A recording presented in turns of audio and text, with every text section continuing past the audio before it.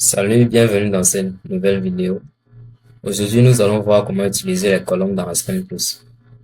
Alors, la palette des colonnes, vous la trouverez dans Columns, bien évidemment. Ici, vous pouvez distinguer plusieurs types de colonnes. Les colonnes DSTWU, les colonnes DISTL, les colonnes RADFAC, Extract, Multifac, SFAC, Petrofac et Concept. Dans cette première partie des vidéos, nous étudierons uniquement les modèles DSTWU, DST, RADFAC et Extract. Les modèles Multifac, SFAC, Petrofac, Concept sont réservés au domaine pétrolier. Nous les verrons un peu plus tard. Donc, qu'est-ce qu'on va commencer avec le modèle DSTWU. Le bloc DSTWU est un modèle de distillation simplifié. En anglais, ça se dit shortcut, permettant d'estimer rapidement les paramètres nécessaires pour atteindre une séparation donnée. Donc, dans le bloc DSTU, le calcul n'est pas rigoureux, mais avec ce modèle, vous pouvez quand même avoir quelques estimations préalables pour votre unité de distillation. Néanmoins, il suppose une volatilité relative constante entre les composants clés et l'eau. Donc, à l'intérieur de la colonne, on va supposer que la volatilité de chaque composant est constante. Les équations utilisées sont l'équation de Fensk.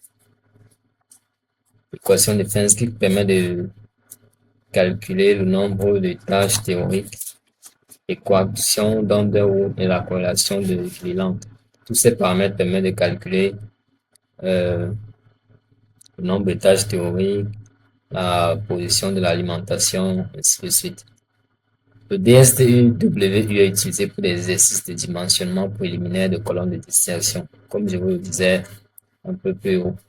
Donc, lorsque vous voulez faire une distillation, vous voulez réaliser une distillation dans Aspen Plus, vous devez commencer par le bloc DSTWU. Dès que vous avez les paramètres préliminaires, vous pouvez passer un calcul plus rigoureux en utilisant par exemple RADFAC ou SFAC. Donc, pour mieux comprendre cela, nous allons effectuer cet exemple-ci. Là, nous avons une alimentation de 120 lb par heure, constituée de 36,8% de méthanol, 63,2% d'eau. Donc, il est question de séparer le mélange méthanol-eau par distillation. Les conditions opératoires sont données. Vous pouvez les voir sur la figure. Donc, je vais me rendre dans Aspen Plus. Je vais démarrer une nouvelle simulation. Ok, là, je vais spécifier le composant. Je vais mettre l'eau. Et enfin, je mets l'éthanol. J'aurais pu bien écrire H2O. Aspen Plus aurait compris qu'il s'agit de l'eau. Là, je vais cliquer sur Next. Donc, voilà, je pourrais mettre H2O ou alors la formule brute du méthanol. Je vais choisir comme méthode thermodynamique la méthode NaCl. Non, qu'est-ce que je fais? NaCl RK. NaCl RK. C'est la meilleure méthode pour la séparation au méthanol. Là, je clique sur Next. Je vais exécuter le calcul.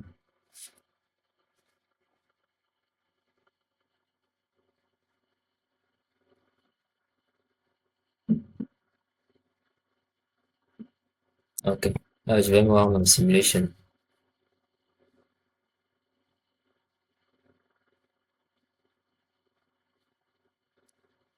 Pour cette première vidéo, nous allons utiliser le bloc DSTW, DSTL et RADFAC. Nous allons voir quelles sont les différences entre les différents blocs. Donc, je vais placer mon bloc DSTW là. Je vais le renommer puisque je vais utiliser beaucoup. Je vais utiliser 3 blocs. Donc, il faut voir la différence. Je vais mettre que DSTW. Là, je te place ça. Je vais ajouter les flux d'alimentation. Sortie, CA. Et là, le résidu. Une fois, je vais mettre, non, je vais laisser ainsi. Fit, essayer de bottom. Bon, puisque je vais utiliser trois blocs, donc je vais mettre ts dist pour dire le distia du bloc dstwu. Et aussi, je vais mettre la ds bot, bot pour bottom, c'est-à-dire le résidu. Je vais aligner tous ici. Ok. Je vais remplir les paramètres opératoires de l'alimentation. En alimentation, j'ai 46,8% de méthanol, 18,4 ici. Ok, vous voyez là, on n'a pas donné la température, mais on a spécifié que le mélange se trouve sous forme de liquide saturé. Donc la fraction de vapeur est égale à 0. Je vais mettre vapor friction. 18, c'était il y a quoi là? 18,6, 18,4, pardon. 18,4 ici. Vapor friction. Je mets 0. Et c'était masse. Bon, je vais changer les unités pour ne pas faire le travail à chaque fois. Je vais mettre le système anglais. Et là, ça me donne directement LB par heure. Là, je mets 120 000. 1, 2, 3. C'est bon. L'eau, le méthanol, j'avais 0,368. Je crois que c'était ça. Oui, et 0,632. 0,632. Ok. C'est bon pour l'alimentation. Je vais remplir les paramètres opératoires de mon bloc DSTWU. Alors, ce qui est formidable avec le bloc DSTWU, c'est que vous n'avez pas besoin de spécifier beaucoup de paramètres. Il suffit de donner quelques paramètres pour qu'il fasse le calcul pour vous. Donc là, je peux spécifier le nombre de tâches ou alors le reflux, le ratio, le reflux. Dans notre exemple, nous n'avons pas le nombre de tâches, donc, mais par contre, nous avons le reflux. Donc, si je mets le reflux, alors dans le calcul, il va me donner le nombre de tâches. Si par contre je mets le nombre de tâches, il va me donner le reflux correspondant. Donc là, je vais cocher reflux. Maintenant, cette fois-ci, dans reflux ratio, il y a une nuance à faire. Là, vous voyez que le reflux ratio est égal à 1,3 fois le reflux minimum. Dans Aspen Plus, et là, par contre, vous voyez qu'il ne m'a mis que le reflux ratio. Pour dire à Aspen Plus que, en fait, la valeur que je suis en train de donner, était, j'ai dû mettre pause parce qu'un véhicule passait là. Donc, pour spécifier à Aspen Plus que le reflux, la valeur du reflux que je donne est égale à 1,3 fois le reflux minimum, je vais mettre le moins. Je vais mettre un signe négatif là. Et là, je mets 1,3. Là, Aspen Plus comprend que la valeur du reflux que je donne est équivalente à 1,3 fois le reflux minimum. Si par contre, mon reflux ratio était de 1,3, simplement, j'aurais mis 1,3 sans le moins. Mais si c'est une valeur fois le reflux minimum, alors je mets le moins. J'espère qu'on s'est, je me suis bien fait comprendre. Là, je dois spécifier le composant qui sera recueilli au niveau du DCI et celui qui sera recueilli au niveau du résidu. Là, je vais mettre l'exercice sur le méthanol, je pense. Oui, méthanol, 98,1% de méthanol au niveau du DCI. Là, je mets méthanol Là, je mets 0,98. OK. Heavy key. Là, je vais mettre également,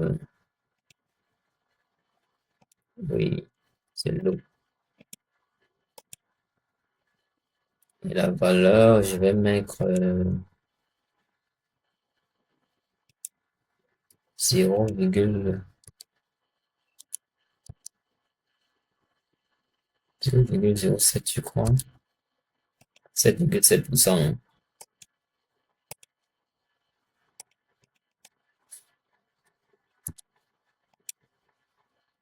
Donc là, j'ai spécifié que le méthanol, je veux recueillir 0,98,98,1%.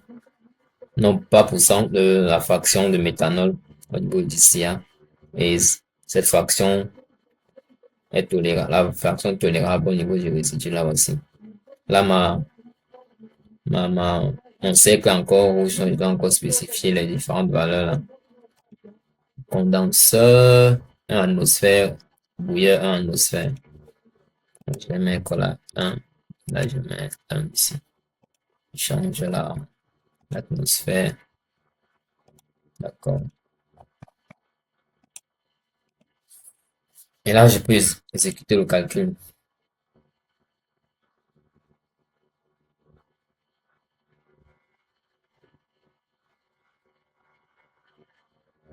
Ok, mes résultats sont disponibles. Nous allons aller dans Stream Result. Là, je vais directement aller en Mass Flow. Alors, en alimentation, j'avais 120 000 lb par heure. Et là, mon résidu est constitué de 55 570,2 lb par heure. Et là, vous pouvez avoir la valeur de mon distillat. Là, donc, voici la quantité d'eau dans l'alimentation. Voici la quantité d'eau correspondante dans mon résidu, la quantité d'eau correspondante dans le distillat. Je vais aller dans Mass Fraction. Là, vous pouvez voir Watt dans le, dans le distillat, dans le résidu, pardon. L'eau, j'ai quasiment 98% d'eau dans mon résidu. Et là, dans mon distillat, voici la valeur correspondante de l'eau. Exactement celle qu'on a spécifiée, 0,07. Alors, je pense que c'est, oui, 0,07. Et là, ce n'est pas exactement 0,077 parce que Aspen plus a la valeur de l'erreur, voilà. L'erreur, dans l'erreur spécifiée dans le logiciel. C'est pour ça qu'on n'avait pas 0,077 là. Méthanol également, vous pouvez voir, voici la fraction de méthanol. Et voici la fraction de méthanol dans le distillat. Et là, la fraction dans le résidu, je n'ai que quasiment 2%. Donc là, vous pouvez voir tous les résultats correspondant au bilan matière. Par contre, nous allons aller voir directement les résultats de notre colonne là, ce qui est très important. Voici les paramètres que Aspen Plus a calculé. Là, vous pouvez voir le reflux minimum. Tout à l'heure, on avait spécifié que le reflux est égal à 1,3 fois le reflux minimum. Il a calculé la valeur du reflux minimum correspondant. Là, vous pouvez voir que le reflux minimum, c'est 0,47. Et le reflux, c'est exactement 0,6.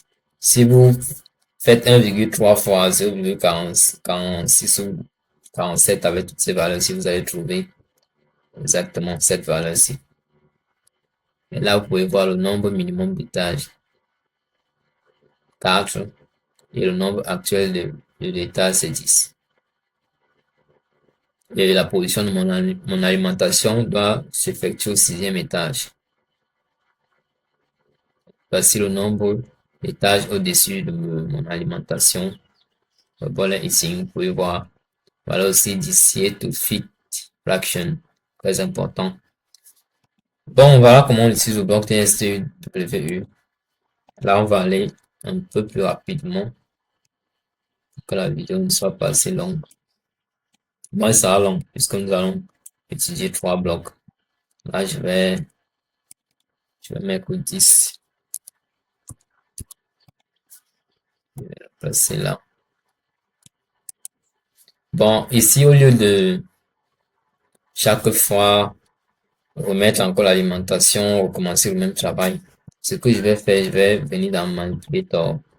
Je vais choisir ce bloc-ci, Duplicator. Et là, je vais reconnecter la destination. Je mets l'alimentation ici.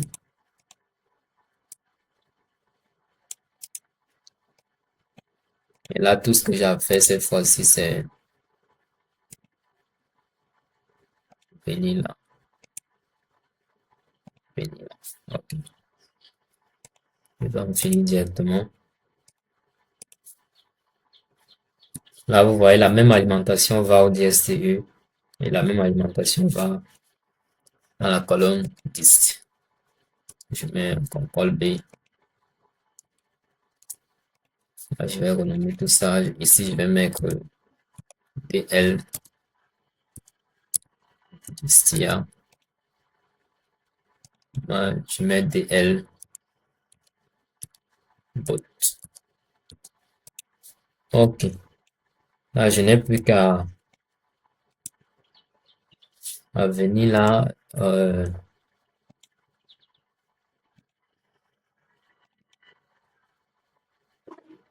J'ai rempli nombre, comme je vous disais précédemment, le calcul DSTW nous permet d'avoir des résultats préliminaires qu'on va utiliser dans d'autres blocs. Donc là, je vais aller dans les résultats. C'est pour ça que j'ai laissé là les résultats du bloc DSTW. Et si vous avez à fermer, vous retournez juste dans le bloc DSTW et vous cliquez sur Result. Moi, je les ai ici. Alors, nombre actuel des tâches. Là, c'est 10,13. Donc, je vais mettre 10. Je vais mettre 10. Feed stage. La position de l'alimentation. Feed stage 6. Je vais mettre 6. Qu'est-ce que je dois encore? Reflux ratio, c'était 0,6. Je vais prendre 0,6. Voilà, pour être sûr, je vais prendre tous les chiffres. Non, ça c'est beaucoup, je vais prendre 0,6 simplement. 0,6. D'ici to fit mole ratio. Voilà, voici ça. D'ici to fit fraction. Là, par contre, je vais tout prendre.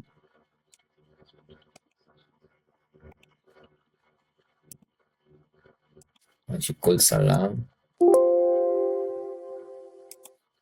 Condenseur total, oui, je vais laisser ça total. Condenseur pressure, là, je mets 1 atmosphère.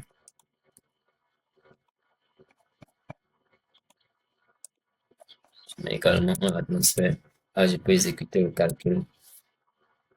Et là, nous allons voir s'il y a différence. Je vais aller dans cette fois-ci. Donc, je vais directement aller dans Sim Result. Et ici, je vais ajouter, ici, je vais mettre fit. Là, par contre, j'arrive. Là, c'est DS. Je vais mettre 10. Là, je mets 10 bottom.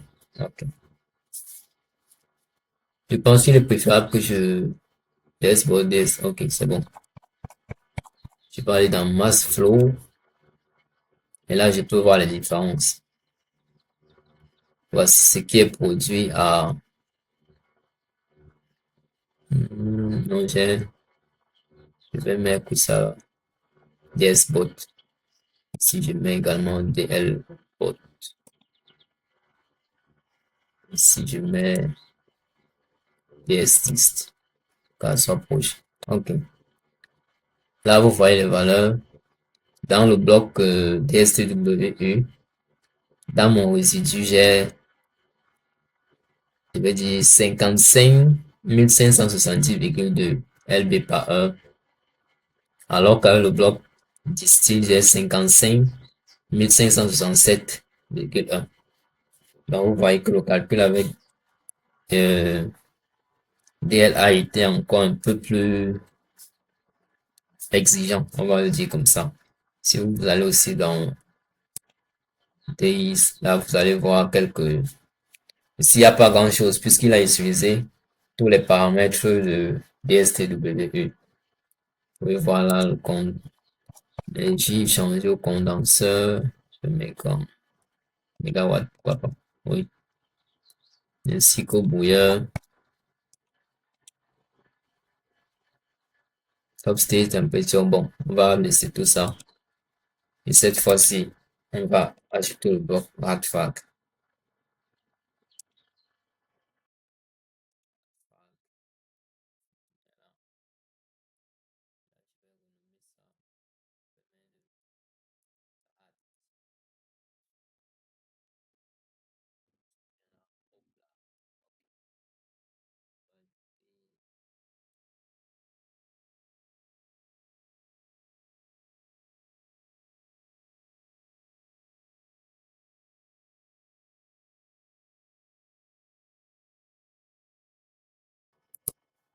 Là, je vais simplement mettre R10.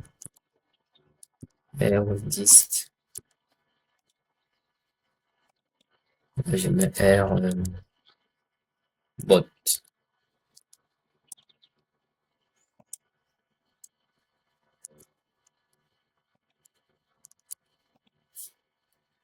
Bon, là, je vais remplir mon bloc artefact. Alors, dans le bloc alpha, vous voyez là que c'est différent des autres.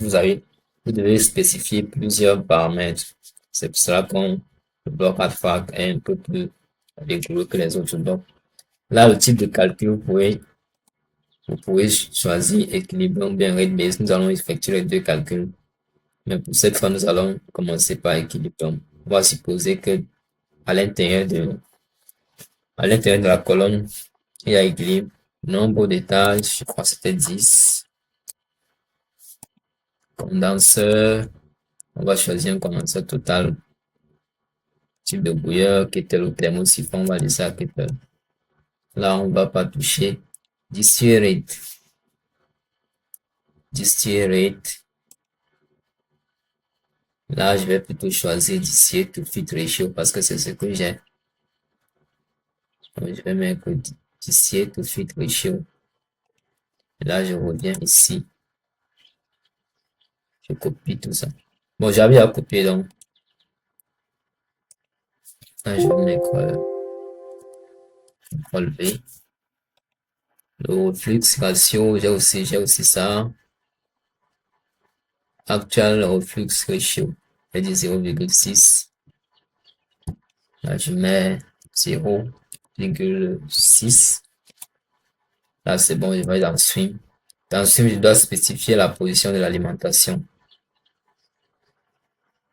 À mon alimentation, je vais dire que mon alimentation, je crois, c'est au 6e étage. Puis stage 6. Donc là, je vais mettre au 6. Là, si je mets 6, je dois mettre on stage. Pour dire à Swim plus que c'est au niveau du 6e étage. Par contre, si je mets 5, je vais dire que c'est au-dessus du 5e étage. Donc, vous comprenez un peu la différence entre on stage et above stage. Above stage, c'est above, non, c'est pas au-dessus, au-dessus. Donc, si je dis à Sven plus que c'est aussi au-dessus du 6e étage, ce n'est pas vrai. L'alimentation se situe au 6e étage. Si je devais mettre above stage, j'aurais mis, j'aurais mis 7, je crois. 7 au-dessus. Oui, j'aurais mis 7. Là, je vais laisser à 6. Pressure, condenser pressure, c'était 1 atmosphère. Les autres données sont optionnelles, donc ce n'est pas nécessaire. Là, je vais exécuter le calcul. On va aller dans les résultats. Là, par contre, vous voyez que pour alpha, j'ai beaucoup de paramètres que je peux vérifier. On va les vérifier. Je commence par sim result. Et on va voir mass flow. Je vais ajouter ici par exemple pour le bloc TS pour voir un peu les différences. D'accord. Mass flow. Là, vous pouvez voir la quantité d'eau produite dans le résidu. Pour ce qui a trait au bloc alpha. Et vous pouvez voir là, la quantité d'eau produite pour ce qui a trait au bloc DSTW. Donc, il y a quand même une légère différence là. Ici, nous avons 53 995,4, alors que dans le bloc DSTW, nous sommes à 54 410,2. Donc, je vais aller dans Result. Result aussi ici. Ici, il a séparé en deux, donc le condenseur au-dessus de la colonne et en dessous de la colonne. Donc, entre l'alimentation et le condenseur et entre l'alimentation et le bouilleur.